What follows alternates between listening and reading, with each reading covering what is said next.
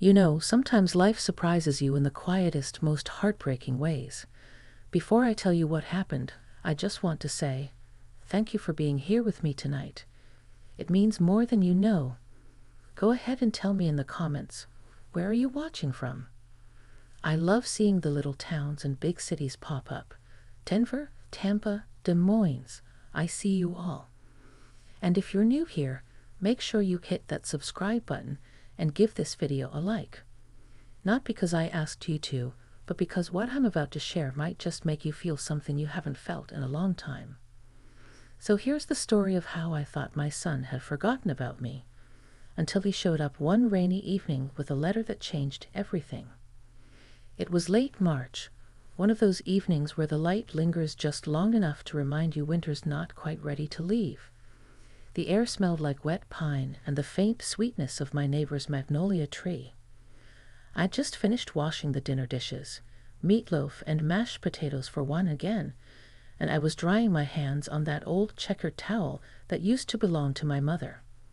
My house was quiet, except for the ticking of the wall clock and the hum of the refrigerator. That's the kind of silence that wraps around you when you live alone. It's not peaceful, it's heavy. I hadn't seen my son, Daniel, in nearly 3 years.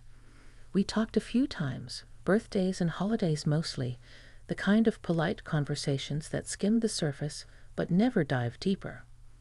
He was busy building his life in Chicago, he'd say. A job at an architecture firm, a girlfriend named Rachel. Although I wasn't sure if that had lasted. I didn't want to pry, and he didn't offer much. That was our dance, unspoken and awkward, like two people who loved each other but had forgotten how to show it. That evening I was sitting by the window, the one that faces the old oak tree out front. I sipped my tea, scrolling aimlessly through photos on my phone, when the doorbell rang. It startled me. I don't get visitors. I almost didn't answer, but when I looked through the glass panel, my heart skipped. Daniel stood there, soaked from the rain, holding something in his hand. A letter. Not a package or a bag, just a single white envelope, damp around the edges. For a moment, I froze. I wanted to open the door right away, run to him, throw my arms around him, like I used to when he was little. But I didn't. Instead, I opened it slowly, my voice trembling. Daniel? What on earth? Are you okay? He looked older. Tired, maybe. His hair had gotten longer, curling slightly at the back of his neck, and there was stubble on his face. His eyes, those same gray-green eyes he got from his father, looked uncertain. "Hi, Mom," he said softly. "Can I come in?" I stepped aside, and he entered, bringing the smell of rain and city air with him. He set the envelope on the table, like it was something fragile, and then rubbed his hands together to warm them. "I wasn't sure if you'd be home," he said. "I'm always home," I replied, and instantly regretted how lonely that sounded. We sat across from each other at the kitchen table. I poured him tea, just like I used to, and we both watched the steam rise between us. There were so many words I wanted to say. How much I missed him. How many nights I'd prayed he'd call. How proud I was of him. But they all got stuck somewhere between my chest and my throat. He reached for the envelope. "I brought you something. I didn't know if I should mail it, but I wanted to give it to you in person." I hesitated. "What is it?" "It's from Dad." Those words hit me like a wave. His father, my ex-husband, had passed away last year. We hadn't spoken in nearly a decade before that. He'd moved on, started a new family. When he died, Daniel went to the funeral. I didn't. I told myself I didn't need closure, but the truth is, I was too afraid to face the past. Daniel slid the letter across the table, and for a moment, neither of us moved. The envelope was yellowed at the corners, the handwriting unmistakable. Michael's. "He wrote it before he died," Daniel said quietly. "He asked me to give it to you when I thought the time was right." I stared at the envelope, tracing the edges with my fingers. My heart pounded so loud I could barely hear the rain outside. "Why now?" I'd whispered. He took a deep breath. "Because I think you need to read it, and maybe I needed to be here when you did." I nodded slowly. The room felt smaller somehow, the air thick with things unsaid. I opened the envelope carefully, pulling out a single folded sheet. His handwriting was just as I remembered, sharp and deliberate, but softer now, as if time had gentled his hand. As I read, my eyes blurred with tears I didn't expect. The words were simple, but they carried the weight of years. Regret, love, apologies that came too late. He wrote about the things he wished he'd done differently, how he wished he'd tried harder to keep our family together, how proud he was of Daniel. And then there was a part for me, words that I hadn't realized I needed to hear until that moment. "I never stopped caring for you," he'd written. "I just didn't know how to love you the right way." By the time I reached the end, I could barely breathe. The letter slipped from my hands, landing softly on the table. Daniel was watching me, his eyes glistening. "I didn't know he'd written that," he said quietly. "He gave it to me right before he passed. I didn't know if I should bring it. I didn't want to hurt you." I wiped my tears and reached across the table, taking his hand. "You didn't hurt me, sweetheart. You brought me something I didn't even know I needed." We sat there for a long time, just holding hands, the rain whispering against the window. In that silence, something shifted. The distance between us, the years of misunderstanding and silence, started to fade, replaced by something tender and real. Later, when he stood to leave, he hesitated at the door. "Mom," he said softly, "I think I forgot how much I missed this place." I smiled through my tears. "You can always come back, Daniel. You never stopped being home here." After he left, I sat back at the table, the letter resting beside my cup of cold tea. The house was quiet again, but it didn't feel empty this time. The letter wasn't just a message from the past. It was a bridge between me and Michael, between me and Daniel. That night, as the rain slowed and the moonlight broke through the clouds, I realized something.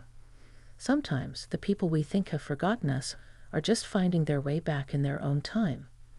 And sometimes love doesn't fade, it just waits. I didn't know what tomorrow would bring, but for the first time in years, I felt whole. And that was enough. You know that feeling when you wake up after a long night of crying? Your eyes are puffy, your head feels heavy, but your heart feels a little lighter. That's how I woke up the next morning after Daniel's visit. I sat there at the edge of my bed, sunlight spilling through the curtains, the world feeling both softer and sharper all at once. And before I go any further, I want to pause and thank all of you who've been watching and listening to my story. You've made this space feel less lonely.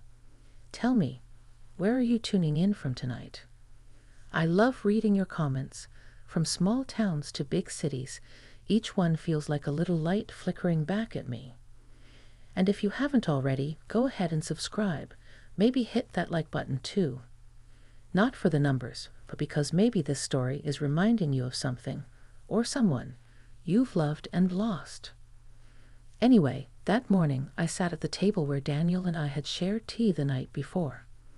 The letter was still there, lying next to a half-burned candle and an empty mug. I picked it up again, tracing the creases with my fingers. The paper smelled faintly of old ink and cedar. Michael always used to keep cedar boxes for everything, even his letters. Funny how scents can drag you through time. I read it again, slower this time. Every line felt heavier. "I never stopped caring for you," he had written. "I just didn't know how to love you the right way." Those words wouldn't leave me. They echoed in my chest like an old song that suddenly made sense. And just like that, all those years came rushing back. The laughter, the arguments, the cold silences that stretched for days. We'd married young, too young maybe, and built a life out of hope and stubbornness. But somewhere along the way, the walls went up. He worked late. I kept the home running. We stopped talking about the small things, and then the big ones. And when it all finally broke, we pretended it didn't hurt as much as it did. The sound of a car pulling into the driveway broke my thoughts. When I looked out the window, I saw Daniel's old truck. He hadn't driven that thing in years. I rushed to the door, half surprised, half afraid. He stepped out, holding a grocery bag in one arm and a coffee in the other. "Thought you might need breakfast," he said, smiling in that shy way he used to when he was a kid. I laughed, though my throat tightened. "You didn't have to do that." "I know," he said, shrugging, "but I wanted to." He came inside, setting everything down on the counter. The smell of coffee and fresh pastries filled the kitchen. It was such a small, ordinary thing, but it felt extraordinary. I hadn't shared a morning with him like this in years. We sat together, buttering croissants and sipping coffee. It started quiet, but then little by little, the conversation opened up. He told me about his life in Chicago, the long work hours, the loneliness, the feeling that something was missing. He said he'd been thinking about moving somewhere quieter, maybe back home. I tried to keep my voice steady. "You mean here?" He smiled. "Maybe. I don't know. I miss this. I miss you." That's when the tears came again, uninvited but honest. I reached over and touched his cheek, just like I used to when he was small. "You have no idea how much I've missed hearing that." He nodded, his voice low. "I think I forgot how to say it." We spent the rest of the morning sorting through old photo albums. Daniel laughed at the one where he was missing his front teeth, holding a fishing pole twice his size. We even found one of me and Michael, standing by the lake in our 20s, sunburned, smiling, full of dreams. Daniel picked it up and studied it. "You two looked happy," he said. "We were," I whispered. "Once." "Do you ever think about him?" "All the time, but not the way I used to. It's like the anger faded, and what's left is just gratitude that we shared what we did, even if it didn't last." He nodded slowly, setting the photo down. "He wanted to talk to you before he passed, you know. He told me he didn't think you'd want to see him." I felt my chest tighten. He was right. I wasn't ready then. "But you are now." I looked at the letter again. Maybe I am. Maybe it took this long to forgive both of us.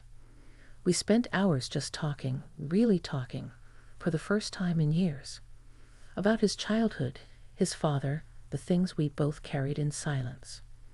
The sun had moved high into the sky before we realized how long we'd been sitting there. Later that afternoon, Daniel said he wanted to visit his father's old house, the one 2 towns over that Michael had lived in with his second wife. I hadn't been there since before the divorce. The thought of it twisted something in me, but when Daniel asked if I wanted to come, I surprised myself by saying yes. The drive was quiet. The road wound through golden fields and bare oak trees, the kind of landscape that hums with memories. Daniel drove with one hand on the wheel, the other resting on the letter he brought. When we pulled into the old driveway, I almost didn't recognize the place. The paint was peeling, and the garden was wild, but it still carried a piece of him. Daniel got out first, walking slowly toward the porch. I followed, my heart pounding. Inside, everything smelled faintly of dust and cedar. Michael's things were still there. The old armchair, the bookshelves, even that ridiculous lamp he'd insisted on keeping. And then Daniel led me to a small wooden box on the mantel. "He kept this for you," Daniel said. "I found it after he died. I didn't open it. I thought you should." My hands trembled as I lifted the lid. Inside was a collection of small things, a seashell from our honeymoon, a faded movie ticket, a photograph of me holding baby Daniel, and a small note in his handwriting. It read, "If she ever sees this, tell her I never stopped believing in her." I stood there, tears spilling freely, my fingers brushing the objects like they were holy. Daniel put his arm around me, and I leaned into him, feeling the steady beat of his heart. "Mom," he whispered, "I think he really did love you, in his own way." "I know," I said softly, "and maybe that's enough now." When we left, the sky had begun to glow with the colors of dusk, gold and rose and quiet gray. I felt something lift from me, something I didn't realize I'd been carrying for years. On the drive home, Daniel turned to me and said, "I think coming back here was the right choice." I smiled at him, tears drying on my cheeks. It was, for both of us. That night, as I sat by the window again, I felt a strange peace. Life had taken so much, but it had also given me this small chance to heal, to reconnect, to begin again. And I realized that sometimes love doesn't disappear. It just changes shape. You ever notice how life has a way of circling back to the places you thought you'd left behind? I've been thinking about that a lot lately. Before I go on, I just want to say, thank you for still being here, listening to this story. You've made these nights feel less lonely for me. Tell me again, where are you watching from tonight?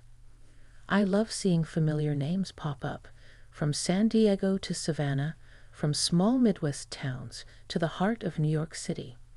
You all feel like friends gathered around my kitchen table. And if you haven't yet, go ahead and subscribe or tap that little like button, not for me, but for the stories that remind us that love and forgiveness can still surprise us, no matter our age. It had been a week since Daniel came home with that letter. The days that followed felt different. Not brighter exactly, but fuller. Like the world had regained some quiet pulse I'd forgotten how to hear. Daniel stayed with me for a few days. He worked remotely from the dining room table, his laptop surrounded by coffee cups and papers, while I busied myself in the kitchen. Sometimes I'd catch him glancing up, smiling, like he was still trying to believe we were both really there. One morning, as I was folding laundry, he came in with his phone in hand. "Mom," he said, "Rachel called. She wants to come by this weekend." I froze for a second. I'd never met Rachel, only heard her name in passing. Their relationship had always seemed distant. I wasn't sure if that was because of him or her. "Oh," I said, forcing a smile. "That's nice." He looked hesitant. "I think she's part of the reason I came home. Things between us have been complicated." I nodded. They usually are. He laughed quietly. "You and Dad made it look easy when I was a kid." "Trust me," I said, folding a towel. "It wasn't." He didn't say anything for a moment. Then softly, "I know." The weekend came faster than I expected. Saturday morning arrived with a soft drizzle, the kind that makes everything smell like fresh earth. I was making cinnamon rolls, my small attempt to make things feel warm and welcoming, when a car pulled into the driveway. Rachel stepped out, holding an umbrella. She was lovely. Tall, dark hair tucked behind her ears, a calm presence about her. When she came in, she smiled politely, but there was something guarded in her eyes. "It's so nice to finally meet you," I said, drying my hands on a towel. "You too, Mrs. Hart." "Oh, please call me Anne." We sat around the table, the three of us, sipping coffee and pretending not to notice the tension that floated just beneath the surface. Daniel kept glancing between us, as if worried one of us might say the wrong thing. After a while, Rachel set her cup down and said, "Daniel told me about the letter." I nodded. It was unexpected. "I'm glad he gave it to you," she said quietly. "He's been carrying that around for months. It was eating at him." Daniel gave her a look, half warning, half grateful. I could tell there was more behind those words than she was saying. Later, when Daniel went to take a phone call, Rachel and I were left alone in the kitchen. The rain tapped gently on the window, and for a moment we just listened to it. Then she said, "He's been struggling, you know." My heart tightened. With what? Everything. The job, his dad's death, feeling like he doesn't belong anywhere. He tries to stay busy, but he's been lost. I swallowed hard. I suppose I should have known. She looked at me, her expression softening. He blames himself for a lot of things, for how far he drifted from you. He doesn't say it, but it's there. I took a deep breath, the weight of her words settling on me. And what about you? Are you part of what's keeping him here, or what's pulling him away? Rachel hesitated, her eyes glistening just slightly. Maybe both. There was honesty in her voice, raw and uncertain. I respected that. When Daniel came back in, I changed the subject. We spent the afternoon baking and talking, the rain turning to mist outside. Every so often I'd catch Daniel looking at me like he was seeing me for the first time in years. Maybe he was.